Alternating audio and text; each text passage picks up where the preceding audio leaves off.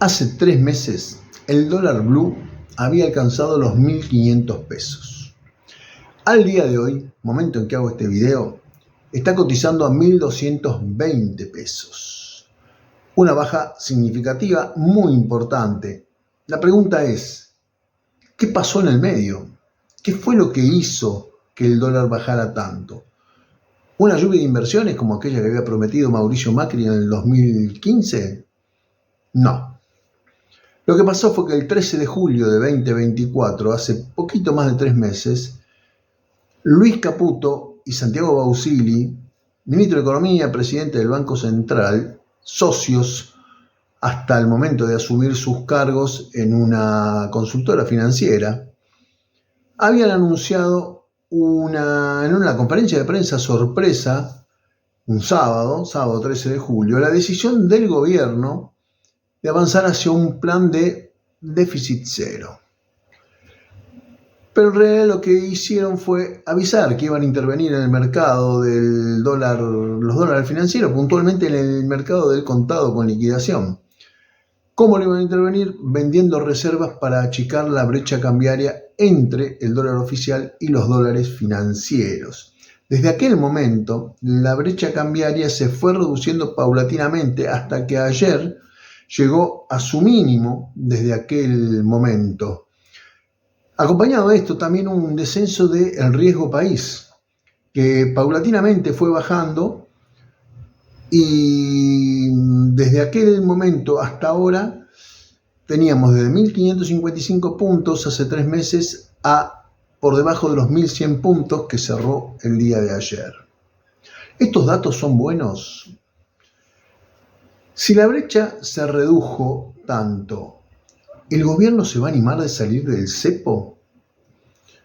Y si se sale del cepo, ¿el dólar va a subir? Bueno, esas son las preguntas que todo el mundo se hace y que vamos a tratar de analizarlo ahora en este video. Así que acompañemos hasta el final y vamos a ver qué sale de todo esto y después, como siempre, lo debatimos en los comentarios.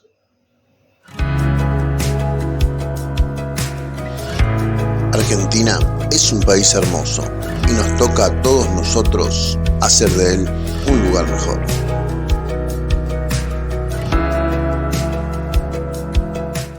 Muy buenas noches a todas y todos. ¿Cómo se encuentran ustedes? Yo acá viendo y tratando de entender qué es lo que está pasando con la economía argentina. El gobierno sigue adelante con su plan de ajuste sin que le importe el daño que le provoca a la mayoría de la población. Y ustedes me van a entender de qué estoy hablando porque todos somos trabajadores, algunos con trabajos mucho mejor remunerados que otros, pero todos somos trabajadores y vivimos justamente de esos ingresos y lo estamos notando. La clase media y clase media alta se está privando de muchas cosas y quizás no sean las esenciales que sí se priva, las clases menos afortunadas.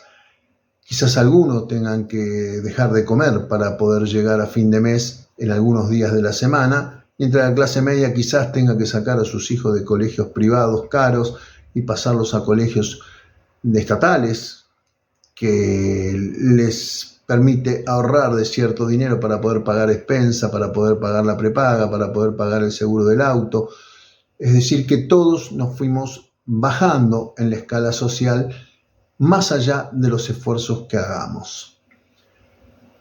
Bueno, este plan es muy simple, no es demasiado complejo, es muy fácil de entender. Este plan se trata de juntar todo el dinero posible para pagarle a los acreedores. Ese es el plan, no hay otro. No hay un plan de desarrollo, no hay un plan de estabilizar la economía, no hay nada de eso. Es simplemente recaudar de donde se pueda, de donde se quiera en realidad, y juntar plata para pagar los intereses de la deuda y capital que se debe a acreedores externos. Ese es el único plan, no hay otro. Por eso no le importa lo que pase con el resto. De hecho, lo ha dicho Javier Milei. Yo vengo a arreglar la macroeconomía, lo demás ya no es un tema mío. Como diciendo, eso es mi trabajo, es ese y punto, ahí se terminó. Lo demás se arregla solo, el mercado arregla todo. Bueno, gran mentira que le han hecho creer a sus seguidores. Esta es la única razón de este plan de déficit cero, que ya lo conocimos. Allá por el 2001, con Domingo Felipe Cavallo como ministro de Economía, hubo una ley, la ley de déficit cero. Y más acá en el tiempo, en 2019, Nicolás Dujovne, ministro de Economía de Mauricio Macri, también implementó su déficit cero. Y ya sabemos cómo terminan estos programas, ya lo vimos. O sea, no necesitamos saber qué va a pasar. Sí tenemos la duda de cuándo va a pasar, cómo va a pasar, qué alcance va a tener, cuándo va a estallar, a quiénes, bueno, a todos, a quiénes va a perjudicar. Pero después la certeza de que esto va a terminar así, ya la tenemos, porque estos caminos ya fueron recorridos antes. Hoy el gobierno muestra con orgullo los resultados que a sus ojos son exitosos, un dólar bajando, un riesgo país bajando, y la ciudadanía expectante, callada, en silencio, como que no reacciona ante lo que está pasando y lo que va a seguir pasando en el tiempo, porque no es que llegamos hasta acá y acá cambia. No, esto sigue, se profundiza. Pero ¿son tan exitosos esos resultados que el gobierno quiere mostrar como tal? No, definitivamente no. Definitivamente no. Hay un amplio abanico de economistas ortodoxos que coincide en que si hoy se libera el cepo, no hay forma de contener el dólar. A pesar de que el gobierno dice lo contrario, dice que como no hay excedente de pesos, la gente no va a poder ir al dólar porque no hay pesos a dónde ir. Eso es una mentira, que lo vamos a analizar en otro video, pero eso es una gran mentira, porque hay muchos inversores que hoy están invirtiendo en pesos y que en determinado momento pueden decidir todos juntitos salir, ir al dólar, con lo cual la corrida va a venir, más temprano, más tarde, pero va a venir.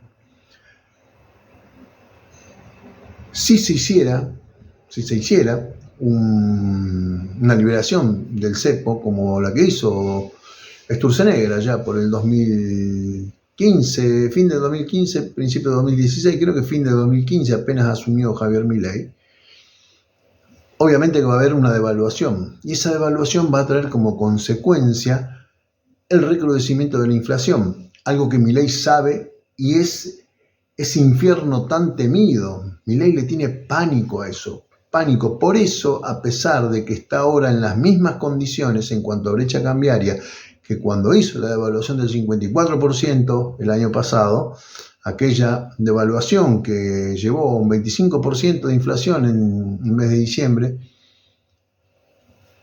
en ese momento debió haber salido del cepo según lo que dice su librito, y no lo hizo, y ahora están en las mismas circunstancias, por lo que se especula en el mercado que probablemente de acá a fin de año va a haber una salida del cepo.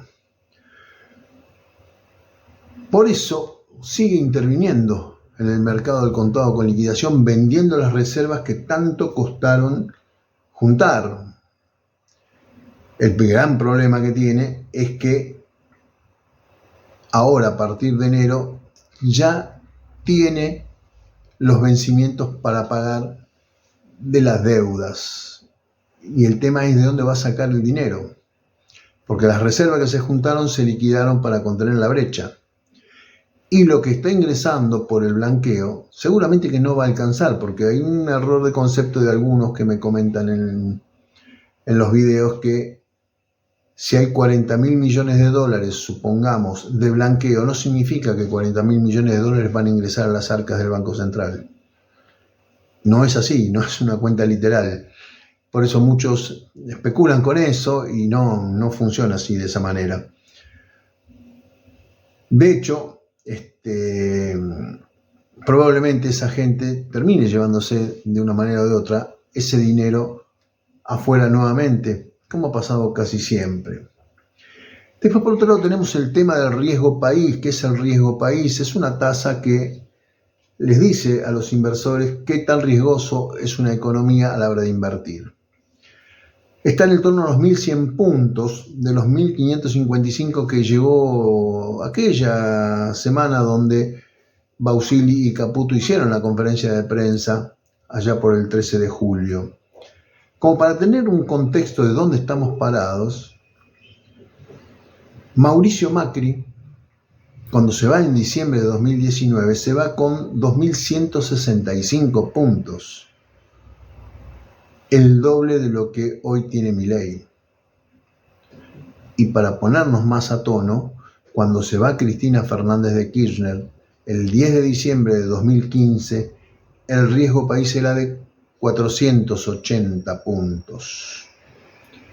¿Entendés ahora lo que significó el gobierno de Cristina Fernández? Porque era un gobierno que fue estigmatizado porque supuestamente alejaba a los inversores, los espantaba, porque intervenían en el mercado. Raro, ¿no? Porque ahora parece que intervenir en el mercado de cambios como hace Milei no espanta inversores. Pero Cristina parece que sí los espantaba, pero el riesgo país era de 480 puntos. ¿Cómo se entiende? Cristina tenía al final de su mandato la mitad del riesgo país que tiene hoy Javier Milei, presidente que según algunos tiene todavía un 40-45% de apoyo. Entonces, ¿cuáles son las reglas? Cristina, según ellos, anticapitalista, en contra de la inversión privada, alejada del mundo completamente, fuera de todos los mercados internacionales, 480 puntos de riesgo país. Javier Milei festeja 1.100 puntos de riesgo país. Hombre pro mercado, el mercado regula todo. Bueno, esas son las cosas que te vendieron, que quisieron meterte a la fuerza para que vos lo repitas, pero simplemente hay que mirar los números, no se necesita otra cosa. Estos datos que está dando el gobierno ahora, en principio serían positivos para el país. Sí, un dólar contenido, un dólar pausado durante 3 meses, un riesgo país bajando. Sí, serían positivos. Pero no lo son. ¿Por qué no lo son? Porque nada de esto se va a llevar a la población. No va a mejorar absolutamente nada. No habrá beneficios para jubilados, ni para trabajadores, ni para desempleados, ni para la clase media. Nada, absolutamente nada. Nada de eso nos va a beneficiar. Simplemente van a seguir recaudando para pagar deuda. Ahora, deuda pagada ¿sobre qué? Sobre el hambre de la gente, sobre la falta de trabajo y sobre una implosión de la economía argentina. Estas medidas van a seguir profundizando la crisis económica, van a seguir profundizando esta depresión económica, van a hacer caer más aún las ventas de lo que está, va a crecer el desempleo, siguen cerrando negocios, siguen cerrando fábricas, siguen cerrando pymes. Esto va a seguir y se va a profundizar más aún. No hay ningún tipo de refugio para aquel que tenga algún tipo de capital que antes invertía, ya sea en dólares, en acciones, en CDRs, en plazo fijo, en fondos de inversión. Ninguna de las inversiones tradicionales que hemos conocido hoy por hoy dan un rendimiento positivo. De hecho, la tasa de plazo fijo es totalmente negativa. Con muy buena suerte conseguís una tasa del 2% cuando la inflación es del 3,5%. Entonces no hay dónde resguardarse, con lo cual el deterioro va a continuar día a día. Alguno puntualmente se puede llegar a salvar o puede llegar a equiparar la inflación, pero la gran mayoría vamos a seguir perdiendo. Solo van a ganar los que tienen el sartén por el mango, y eso es la clase alta. Para esa gente, esos son los argentinos de bien. Esos son los argentinos de bien y nosotros somos la casta. Varios analistas económicos especulan que el gobierno podría intentar salir del cepo tal como lo está pidiendo el Fondo Monetario Internacional. Además se lo piden los agroexportadores. ¿Por qué tiene lógica esto? Y no estoy haciendo un anticipo de lo que va a pasar. Pero ¿por qué es lógico? Por 2 motivos. El primero de ellos es porque sin la salida del cepo no va a haber inversiones. El gobierno lo necesita. En marzo comienza la liquidación de la cosecha gruesa y necesita el gobierno que el campo le liquide todo lo que pueda porque necesita dólares. ¿Por qué necesita dólares? Porque vienen las elecciones de medio término y sin dólares el gobierno no las va a ganar. Entonces, faltan 5 meses para marzo. La salida del cepo va a ser probablemente antes de fin de año. Y si no lo hacen ahora, no lo van a hacer nunca. Por ese motivo, probablemente antes de fin de año tengamos la salida del cepo. ¿Qué va a pasar con el dólar? Lo que pasa siempre. No va a haber otra cosa. Va a volar. Hasta acá llegamos con el video. Saludos a todas y todos.